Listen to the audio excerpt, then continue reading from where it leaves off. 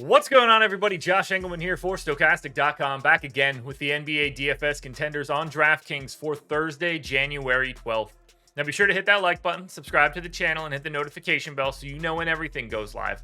Follow me on Twitter at Josh Engleman. Let me know in the comments section who are your favorite plays, your least favorite plays, questions that you have about the slate. I'm your guy. I've got your answers. Finally, I'd like you to sign up at BetMGM. There is a banner on the screen. There's a link in the description. Click that link, sign up, make a qualified deposit. You'll get 2 free months of Stokastic Plus Platinum. I don't know why you wouldn't want that. That's like a $300+ offer. That sounds pretty good to me for free. Now, we're going to round out the bottom of my top 10.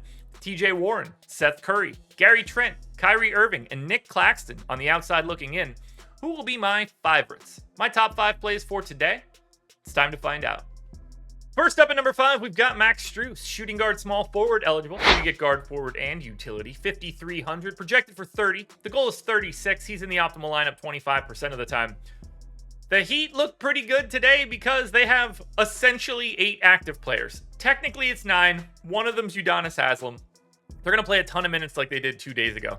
35 minutes for Strus. It's like a 0.8 fantasy point per minute guy. 19% usage, 16 points, 5 boards, 2 assists, maybe a little over a stock.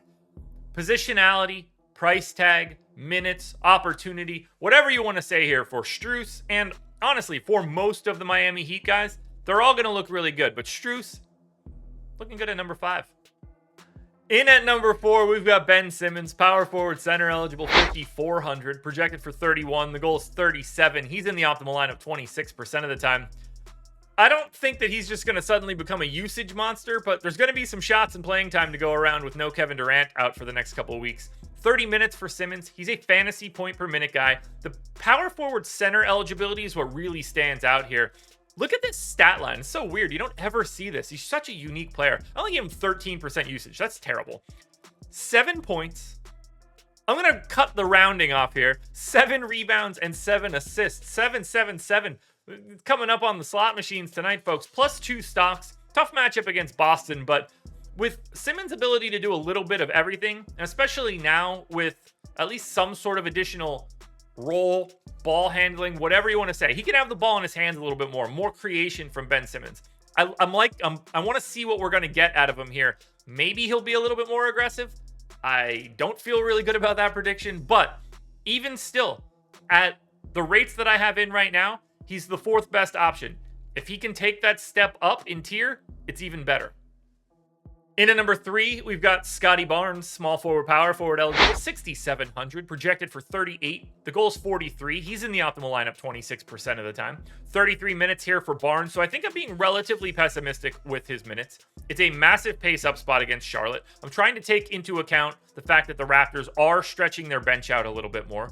But Scotty Barnes is a 1.1 fantasy point per minute guy in this spot. 21% usage, almost 17 points, 8 rebounds, 4.5 assists, and almost 2 stocks. Even at 33 minutes, I think Barnes looks incredible. And there's still a realm of possibility where he plays like 35, 36. I think there's some meat still left on this bone.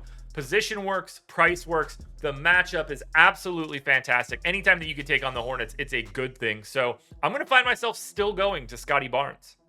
Back to Brooklyn at number 2 for Royce ONeill, shooting guard eligible, 4,500, projected for 28. The goal is 32.5, and he's in the optimal lineup 29% of the time. Most of what I said for Simmons holds true here for Royce ONeill. He's already playing big minutes, but there's, in theory, more to go around. Maybe he plays an extra minute that you're not giving to random additional bench guys.